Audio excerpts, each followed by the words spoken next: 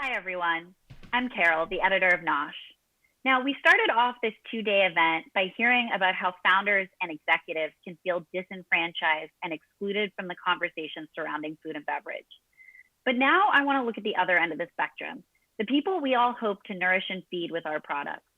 As Jeff said yesterday, this too can be an uncomfortable topic. It's certainly easier to only focus on the people who are or could be potential consumers, develop sales strategies and marketing plans to target those who can afford our products, already speak the language of health and wellness, and shop at our core retail partners. And this may seem ironic coming from me. I recognize that editor of NOSH, I spend every day highlighting products that are seeing growth and success. But there's a larger issue at stake if we don't also think about the people who cannot purchase our products. Unless we work to solve issues surrounding food and nutrition access, what does our industry even look like in the coming years? Not to mention our country or our planet. Now, I'm not saying to abandon your business goals, but there's a way the two can go hand in hand. I'm honored today to introduce someone who can help us unpack the importance of this work. So please welcome the chef and owner of Crafted Hospitality, the Jersey Tomato Co. ambassador, and food activist, Chef Tom Colicchio. Tom, thanks so much for being with us today. I'd love to start about your own journey in discovering the scope of food insecurity in the U.S. Sure. So number one, thanks for having me. Going back, kind of growing up, there were friends of mine who I knew were probably hungry, and you'd hear stories that the church would step in and try to intervene. And then, as a chef in New York, I've been working as a chef in New York for about 40 years now. And, chefs, I like to say that we are we're on the front lines of charitable events. We're the first responders. Whenever there's a charitable event, whether it's for hunger or cancer or, other issues, there's usually an event to raise money, and it usually involves chefs who are, dishing out their food, and it makes for a successful event. And a lot of these events were always around organizations that were fighting hunger, whether it was Meals on Wheels or New York Food Bank or Share Our Strength, No Kid Hungry. Chefs were always there. And so I thought I knew a little bit about the issue of hunger. And in fact, through No Kid Hungry, I actually attended some media training around hunger. And so I thought I was doing my part. And then about 7 years ago, my wife was mentoring a young woman who was living in shelter with her family. We would bring this young woman to our house and for dinner, and it was clear that she was hungry, and we started time sending food home and for her. And we also realized that she had some learning disabilities, and so we got her into a school. We got her out of the public school system and got her into a school that could address some of her disabilities. The first week of school, my wife received a phone call from the principal saying that she was clearly hungry. She was asking other kids for food. This private school didn't have a school lunch program. So she wasn't getting breakfast and school lunch. And so my wife was really frustrated. She's a filmmaker who normally does narrative work, and decided to explore making a documentary about hunger in America. And her partner, Christy Jacobson, produced and directed a film called A Place at the Table. And the film premiered at Sundance. It got distribution. And what it did was we started taking it around to community centers and college campuses, and also did a screening in DC for congressional members. And it really gave me a way to use my public platform to start talking about the issue of hunger. And that led to doing a lot of work directly on the Hill, working in the Farm Bill, making sure that SNAP, our food stamps, was funded to the levels that needed to be funded. And really sort of going from there and looking at the way that often we talk about hunger. and looking at the way it's framed and looking at the way we allow people to demonize people who are hungry. And so our work went from making a film to sort of show the problem that we have in this country with hunger, explaining who's hungry, why they're hungry, and then looking at the ways that possibly we are talking about this, that we're actually working across purposes to the message we were trying to put out there. And so that's been my journey. And we're sad to say, we're still looking at, prior to COVID, 38 million Americans that were using food stamps. You mentioned the changing language around hunger. How did hunger used to be discussed in the US? How has it changed and sort of gotten to the place where we're discussing it now? Well, it's not even a matter of used to. There's always been the demonization of people who are poor. The old pull yourself up by the bootstraps, and well, maybe you shouldn't have kids, and maybe you're just lazy and bringing it upon yourself. Well, the majority of people who are on food stamps actually have a member of the family that is working, often full time.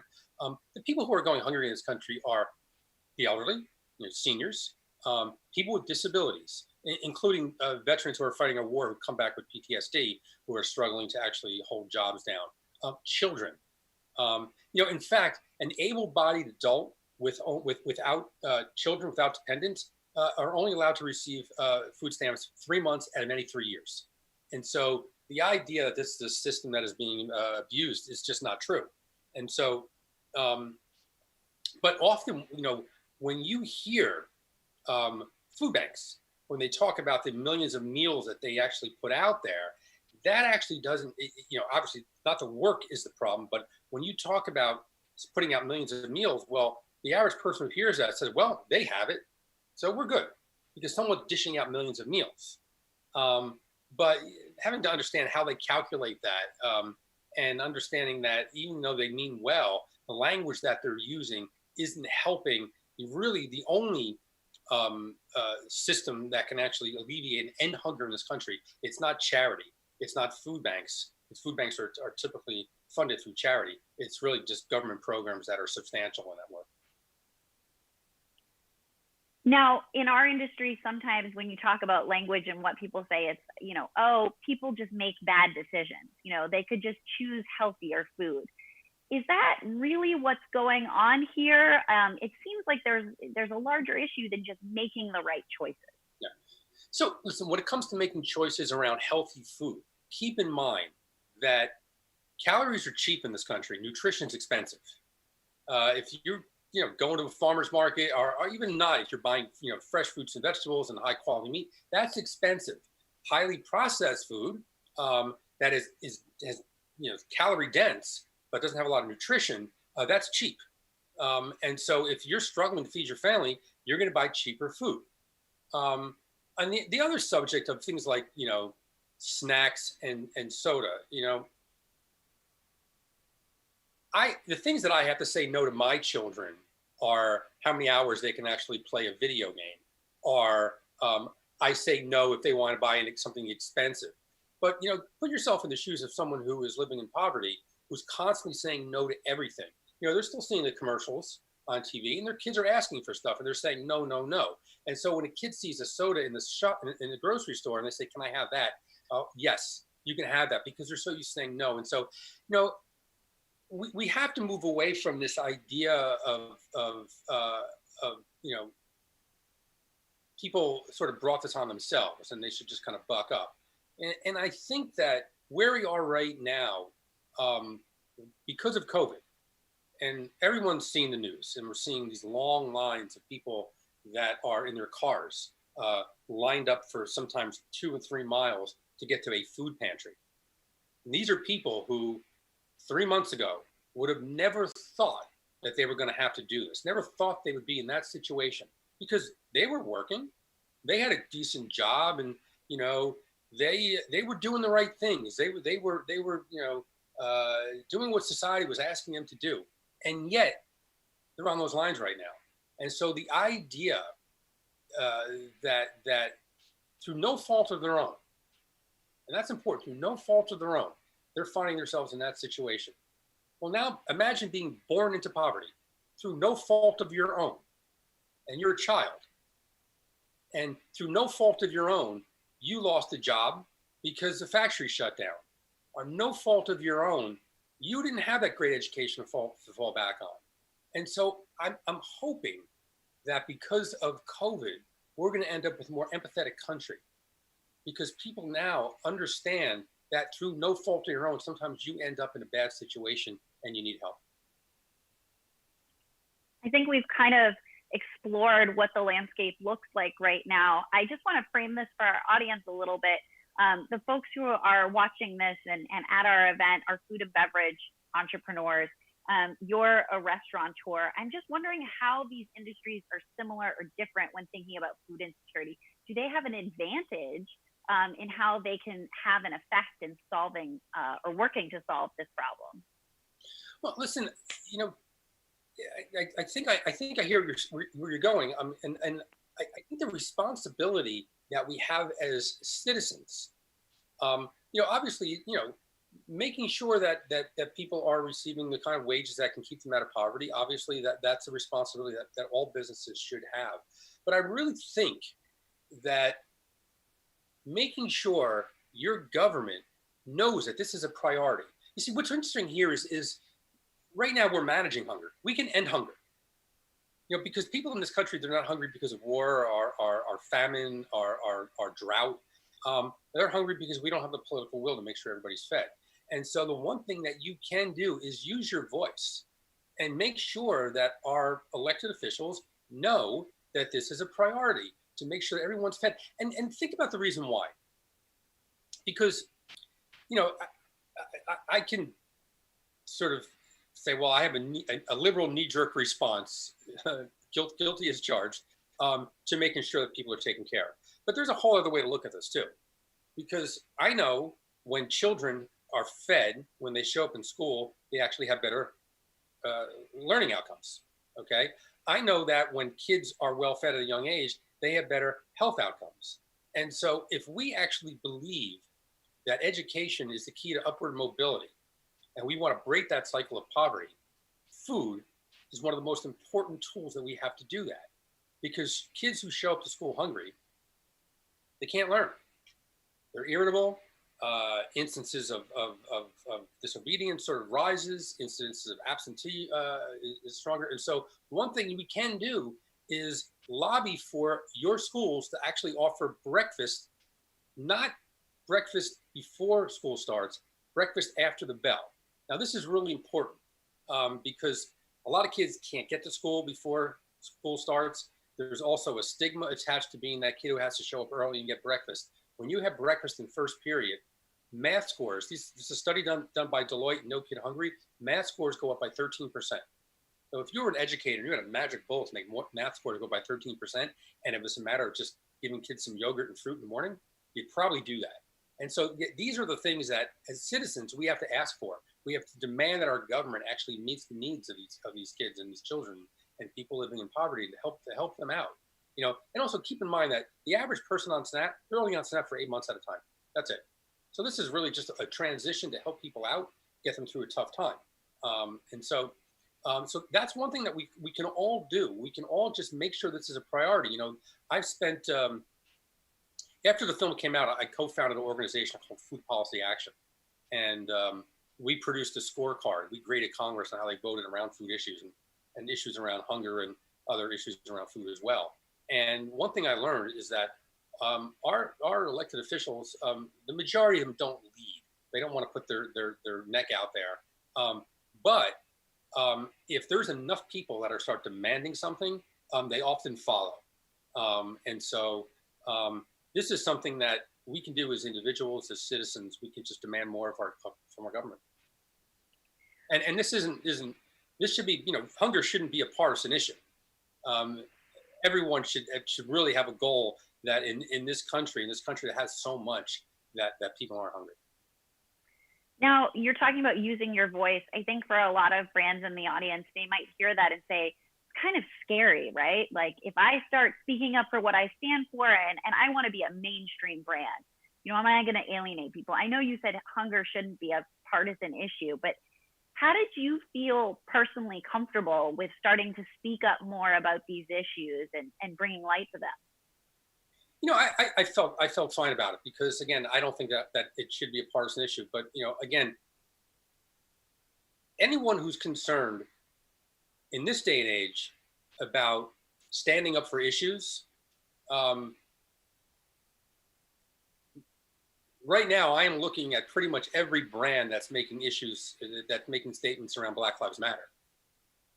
Okay, and maybe they weren't doing that 5 or 6 months ago, but they're doing it now, and it could be for reasons that they actually believe that there are major inequities. I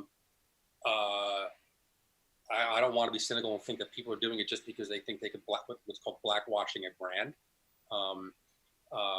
But people are becoming more and more accustomed to leading with what they actually believe in, because consumers want to know what you believe in nowadays. And I think that the sort of time where it was, afraid you didn't want to get in the middle of it, I think we're seeing a huge change right now. And I think consumer trends, especially with millennials, they want to know where you stand. They want to know what you stand for. They don't want to know just like, does your product taste great? Does your product, is it, they want to know more about your food now. Think about, years ago, there wasn't a question about where was this sourced. There wasn't a question of, is the tomato that we're buying, are we making sure that the people who actually pick these tomatoes are getting their fair share? The Immokalee workers did an amazing job, highlighting that. People want to know, not only who's producing the food that we're eating, they want to know, the farms that it came from. They want to make sure that it's done with an eye towards the environment.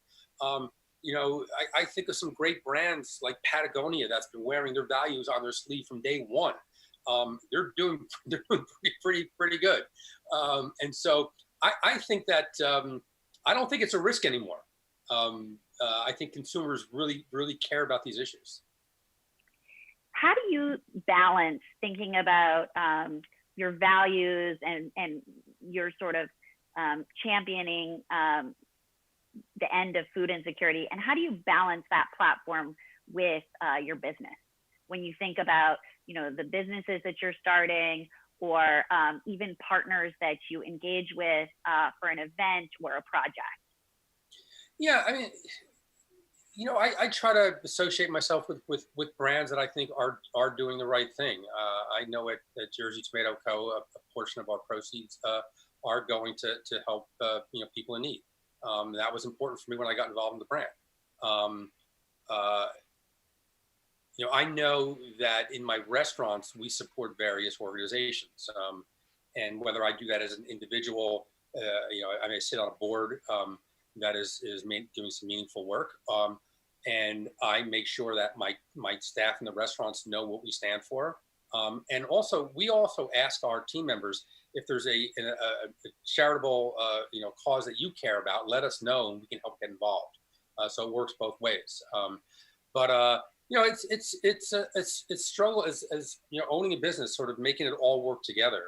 But I think it comes down to listening to the stakeholders that you're getting involved in, listening to your team members, and making sure that you're living your values. It's one thing to open a business and work really hard at getting your core values out there and your mission statement out there, and you have to make sure you're living those values, because when you're not, your workers will let you know. And so I think it's always sort of checking back on those frontline people and making sure that you're doing right by them. Making sure that often when you're sitting in your office, your intentions are pure and they're good, but you never know if there's someone in your organization who just doesn't understand that, and they're making some really poor decisions. And you look back and go, how did that happen? And so really just keeping in touch with everyone in looking at every single employee that you have as a stakeholder in your business, and making sure that you're touching base with them to make sure, again, you're living your values. And when you don't, they'll let you know. And especially if you have the relationship with your employees where they know it's safe for them to criticize the work that you're doing. And that's important, because without that, you're not going to get the feedback that you need. And if it happens, it may happen, as a letter that, several hundred employees sign on to, and sort of, you feel like, how did this happen? And so really just kind of keeping in touch with people. And listen, I mean, I've had several, employees, complain about certain things, and you sit and listen and you do the best you can. And, but, for me, my sounding board is every manager in my restaurant, trying to sort of touch base with them and seeing how they feel, and getting out there and spending time with the kitchen staff, with the front of house staff. And way back when I started Gramercy Tavern, it was back then I was working late nights. And at the end of the night, we had a private dining room, and that was where the staff would do their side work at the end of the night. And I would sit, late night, having a glass of wine or something, and sit in that room and listen. And because I was with them, every night, they weren't holding back, and I would actually listen to them. And the following day I would go in and we'd have a meeting, and I would say, well, we should try X, Y, and Z, and maybe we're not doing this. And they would look at me, kind of, the management team would look at me and go, where are you hearing this? I'm like, late night, I'm just listening to my staff. and you get a lot of gold from really listening, but actively listening, and not also being so quick to provide every solution to a problem, but really listening and hearing it out. So, yeah. We had a question come in. You mentioned listening to your staff. I think that resonated with a lot of people, and listening to what's important to them. But understanding that there are still issues with food banks, and that might not be the solution. The question is, what should we be doing as a small business? Where should we be allocating our funds in order to encourage policy change? What are some tangible small steps they can take, in addition to talking to their employees, helping support those their values as well? Yeah, sure. So, I mean, food banking is good. But, again, I think that, think about doing a lobby day, where, you let your employees know that this is what we're doing. This is how we're going to spend our time. We're going to go and make some phone calls.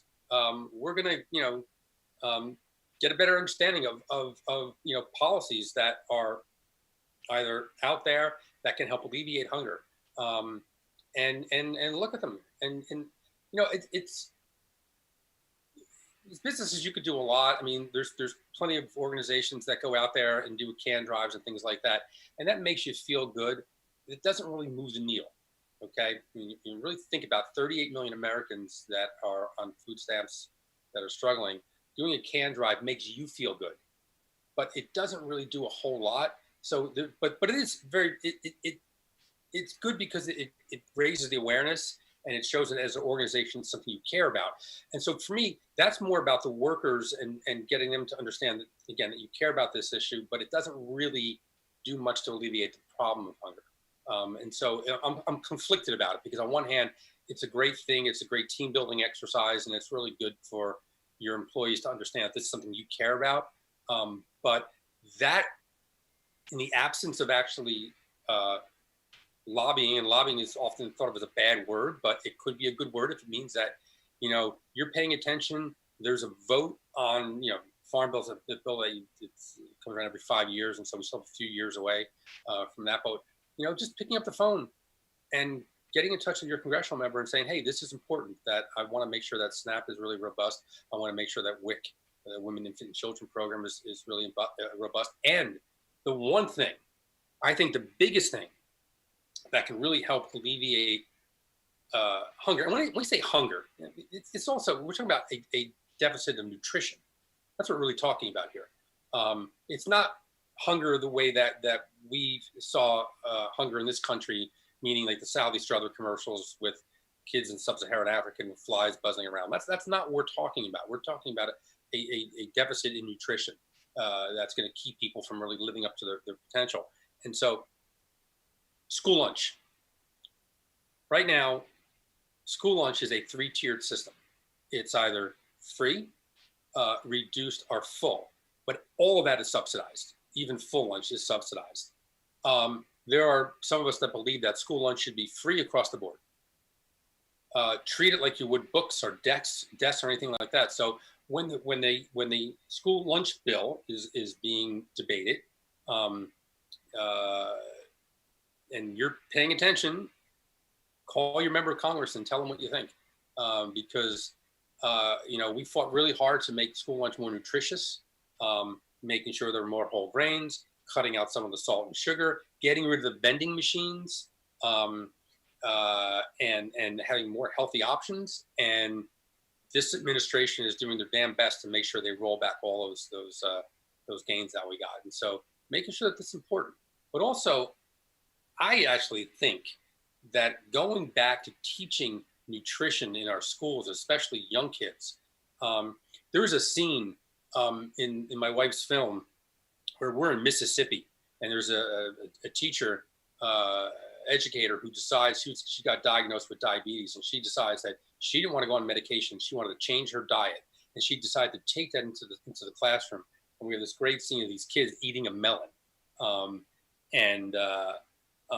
this idea that if you teach nutrition to kids in school, they'll go home and bring it to their parents. And so going back to teaching some nutrition in schools and letting kids sort of understand why it's important to eat better, not so much that someone's telling me I need to eat vegetables, but why it's important. So I think that's really important. But school breakfast and lunch can go a long way to making sure that people are well fed in this country. It's interesting you mentioned lobbying and also nutrition. Looking back at some of your own lobbying efforts, you've spoken out against or spoken for GMO labeling and spoken out about antibiotic use in certain animals. And it's funny because advocates of both of those things say this is going to be helpful. It's going to increase nutrition. It will increase the amount of food in our industry. How do those two elements tie into food insecurity for you? Well, I don't know if they actually GMO. I don't think, and in fact, there's I'm not someone who thinks that we should get rid of GMOs. I just believe we should label them so people can make choices, and I think that would help alleviate some of the misinformation around GMOs. And when it comes to the overuse of antibiotics, I mean, I think it's not so much an issue of hunger. It's more of an issue of the fact that antibiotics are not useful anymore, because when the bacteria that is inside the gut of the animal, if they're being introduced to all these antibiotics, that bacteria, you can't kill it anymore by using regular antibiotics. So it gets out through processing, and we get infected with various strains of E. coli. A regular routine of antibiotics won't kill it anymore. In fact, years ago, I had surgery on my neck and ended up with a pretty bad infection. I had to go back in the hospital 2 weeks later, another round of infections. Came home with a PICC line in my chest that was pumping my body full of antibiotics. It was a scare. This wasn't foodborne, but it very easily, we see these every year, children and seniors die of foodborne illnesses.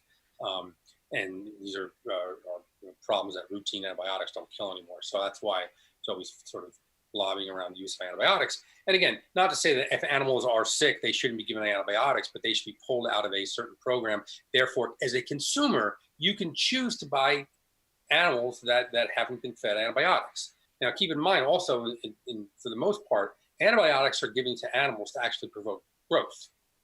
And so you can take I don't want to take too long to explain this, but for meat production, you want to get the animal slaughtered when it's 13 months old, but you also want large muscles when you do that. And it used to be in this country, we used to raise animals that were a lot older, but now we want to bring it to market quickly. And so one way to do that is by feeding them antibiotics. Their muscles grow faster but leaner, and so we just have to stop that practice. Anyway. I don't necessarily equate that with hunger, but it's just other food issues that I care about. It's just interesting to hear how you reconcile different values and things you advocate for, because I think for a lot of the brands in the audience, they have sort of these nuanced platforms as well. I read an interview with you. So one thing that's really interesting, and I have a jar of Jersey tomato here. On the back of it, we didn't opt to put the GMO-free butterfly on this. Because what we put on here is that there are no GMO tomatoes. And it kind of bugs me sometimes when you have a food that there is no equivalent of GMO. There's only about 8 crops that are GMO. And it bugs me when you have the non-equivalent and you actually say it's non-GMO. Well, there are no GMO tomatoes. There was. Actually, the first GMO vegetable was a tomato. It was called the Flavor Saver. It was so god-awful, it was taken off the market. And so I think it's much more accurate just to say there are no GMO tomatoes as opposed to this is GMO free. Anyway, that's just my 2 cents. No, I completely understand where you're coming from. I think for a lot of the brands in the audience, they struggle with how to frame these things on packaging and know that consumers want to know about certain things, but also don't know how to frame them accurately. Yeah, it's these are difficult things that we have to do as people are producing food. Consumers want to know, and I think this was part of my process of doing that was just saying it's GMO free is not enough, and I think giving people a little more context that all tomatoes are GMO free, and so if that's something you care about, feel free to eat tomatoes, and you don't have to look at a label because they're all GMO free. So anyway. Yeah, but it's a struggle. I mean, we're trying to be very accurate when we're marketing to consumers, and clearly consumers, they're caring about these issues, and they care about it for a lot of different reasons. And I think they're all valid reasons. If it's your reason for what you want to feed your family and how you want to feed your family, I think everything's valid. But I think giving people good, concise, clear information is really important. Now we're coming to the near end of our interview. So I kind of want to circle back to how we can all come together as an industry to fight food insecurity. I read an interview that you did that really provoked a different way of thinking for me, where you said, the food movement's kind of a weird term to use because we're all kind of fighting in different directions, and we need one goal to fight in one direction. How can we come together as a food movement to really make a difference with this? What do you hope the people watching this, the brands that are in grocery stores every day, go out and do? Well, listen, we have to, people say our food system's broken. No, actually it's not. It's working exactly the way it was designed to work. If you have money, you can access the food system. If you don't, you're going to have a hard time. It's pretty simple. But in terms of working together, listen, we're all producing food and we charge for it. And I have expensive restaurants. I know, guilty as charged. And I think it's just realizing that the people who pick our food, who produce our food, it's not sort of boiling them down to a line item on a P&L. And these are people. These are people with lives. These are people trying to feed their families. These are people that are trying to get a leg up too. And I think that I mentioned this earlier that pre-COVID there are 38 million Americans who are on food stamps. Right now we're seeing in some states as much as a 75% increase in applications. So that tells me there's probably another 28 million Americans that are possibly signing up for benefits. And so what do we aspire to after COVID? To go back to 38 million Americans that are food insecure? No, we can do better. And so I think it's really just striving to sort of, again, putting a face on the people who are struggling. It can't be, 38 million Americans, like whatever. We have to put a face on that. And these are people who are in the fields, who are, again, picking the tomatoes that are in this jar, making sure that they're being, fairly compensated, and not only fairly compensated, but they have the correct conditions and conditions where they can work. Right now you have workers in the field that have no PPEs, they have no protection at all, and they're often living in close quarters. So if someone gets sick, they can't. There's nowhere for them to go to quarantine. So they go back home, and we're seeing meat processing plants where 3,600 workers, 1,000 of them have COVID, and we're seeing farms that are being devastated. And so I think it's really putting a face on some of these issues. It's not just a news item that we hear about. And again, it's not just a line item on a P&L. These are people. And I think once we we get to that understanding. And again, I'm hoping that because of COVID, you know, and we're seeing how tough it is out there, maybe we'll have a more empathetic country, you know, on the other side of this. And you know, how we all get together, that's for each of us as individuals, as running your companies. But I think just kind of thinking about how, you know, maybe our bottom lines could take a little bit of a hit if more people are included and we sort of are looking at their value and what they actually contribute to our businesses. So, but it's tough. This isn't easy work.